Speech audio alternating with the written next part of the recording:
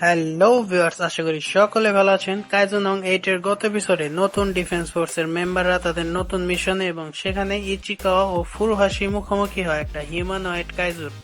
ইচিকাওয়াকে বাঁচাতে কাফকা নিজের কাইজু ফর্মে এসে বাঁচিয়ে তো নেয়, কিন্তু পরে সরাসরি ভাইস ক্যাপ্টেন হোসিনার সামনে গিয়ে যে নিজের 92% কমব্যাট পাওয়ার ও সিরিয়াসনেস নিয়ে তৈরি কাফকা বা কাইজু নং 8 কে মারার জন্য। তো বাকিটা দেখতে let's play the fun begin.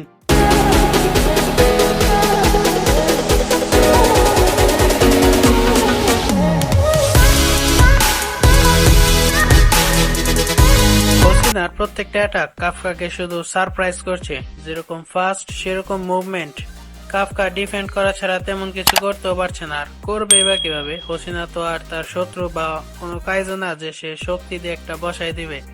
কিন্তু হোসিনা তো আর জানে না যে এই কাইজুটি কাফকা তার নিজেরই ক্যাডেট। তাই হোসিনা যে আক্রমণ করবে সেটা কাইজুকে এলিমিনেট করার, আর এরকম একটা শটে কাফকার কোর পর্যন্ত বের হয়ে আসে। যদিও ফার্স্ট রিজেনারেশনের জন্য কিছুই হয় না, হোসিনা তো একটার পর একটা স্ল্যাশ দিতেই আছে, কারণ সে বুঝেছে যে কাইজুটি আর বেশিক্ষণ টিকতে পারবে না এবং এই কাইজুটি ডাই কাইজু। কিন্তু তা হোসিনার কাছে কিছু একটা আজব লাগে। এবার হোসিনা কিছু স্ল্যাশ করে কাফকার কিচ্ছা খতম করতে যাবে, কিন্তু কাফকার শরীরে হোসিনার একটা তলোয়ার আটকে যায়। কাফকা একটা ওপেনিং পেয়ে যায় এবং হোসিনার একটা তলোয়ার ভেঙে কোন রকমে জান নিয়ে পালায়। হোসিনা তো ভেবেছিল যে ওর সময় শেষ। যাই হোক, হোসিনা মিনাকে কাফকার পালানোর খবর দিয়ে দেয় এবং কাফকাও তার কাজ শেষে শিনোমিয়ার কাছে চলে আসে। সবার কাজ শেষে মিনা ভাইস ক্যাপ্টেনের কাছে আসে এবং কাইজু নং 8 সম্পর্কে জিজ্ঞেস করে। হোসিনা বলতে থাকে যে এটা একটা ডাই কাইজু, তার উপরে কাইজুটি কোনো ক্ষয়ক্ষতি করেনি এবং তার ফাইটিং স্টাইল মানুষের। মিনা উত্তর দেয়, তাহলে তো এটা 5 বছর আগে ফুকুওকার ইনসিডেন্টের মতো। কিন্তু হোসিনাকে ভাবাচ্ছে অন্য কিছু, কারণ কাইজুটির সুযোগ থাকা সত্ত্বেও সে হোসিনাকে আক্রমণ করেনি, বরং তার তলোয়ারে হিট করে কোন রকমে পালিয়েছে। আর ডাই কাইজু হলো সেসব কাইজু যারা বাকি অন্যান্য কাইজুগুলো থেকে শক্তিশালী এবং যাদের ফর্টিটিউড লেভেল 8 এর উপরে, এবং নাম্বার দেওয়া কাইজুগুলোই বেশিরভাগ ডাই কাইজু হয়। কাফকার ফর্টিটিউড লেভেল এই পর্যন্ত সবচেয়ে বেশি 9.8। যাই হোক, সব ভালো তার শেষ ভালো যার। সব ডিফেন্স ফোর্সের অফিসার এখন রেস্ট নিবে, যে ধকল গেল। হোসিনা ও মিনা খবর পেয়ে যায় যে হিউম্যানয়েড কাইজুটি মানুষ থেকে এই কাইজু হয়েছিল। অন্যদিকে সেই কাইজুটি এখন রাস্তায় রাস্তায় ঘুরছে, কারণ ডিফেন্স ফোর্স জানে যে সে কে, তাই ওই কাইজু ক্লিনিং তো আর সম্ভব না। তাই সে এখন যাযাবর পরে কাইজুটি আর একটা মানুষকে মেরে তার শরীর নিয়ে নেয় এবং সে এখন নতুন বডিতে, আর তার নামেও কাইজু নং 8 এর ট্যাগ পড়ে গেছে। এদিকে ইচিকাওয়া ও ফুরুহাশি সুস্থ হয়ে গেছে এবং সবকিছু কাফকার জন্যই। ফুরুহাশি তখন কাইজু নং 8 এর সুনাম করে থাকে যে সে তাদের জীবন বাঁচিয়েছে, অনেক শক্তিশালী, এক ঘুষিতে অন্য কাইজুরির মাথা আলাদা।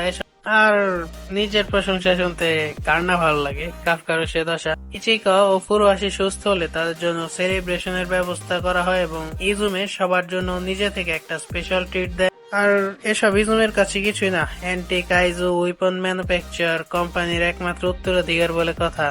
এমনকি ইজুমের পরিবার শিনোমিয়ার পরিবারের থেকেও ধনী, রিচ কিড। এরপর শুরু হয় খাওয়া দাওয়া, সেই সাথে ঝগড়াও।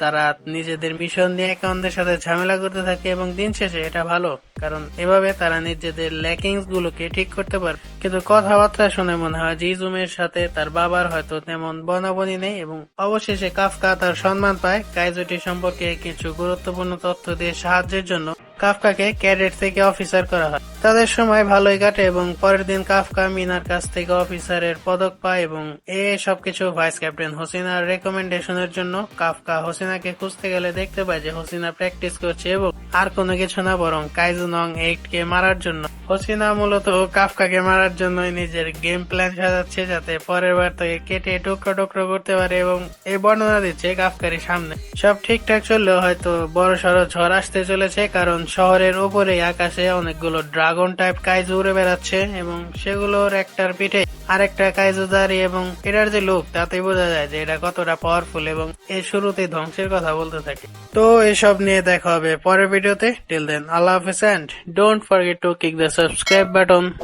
থ্যাংক ইউ।ルームシャンブルズ